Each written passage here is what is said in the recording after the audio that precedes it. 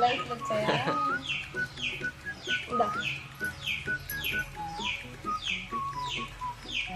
తీసుకోరా తనీష్, తీసుకో. తీసుకోరానా, నువ్వే నీ చేత్తో తిను.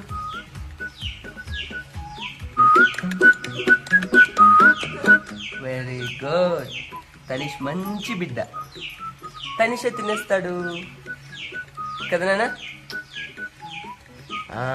అంతే, నీ చేత్తో నువ్వే తినాలి, నీ చేత్తో నువ్వే తినాలి.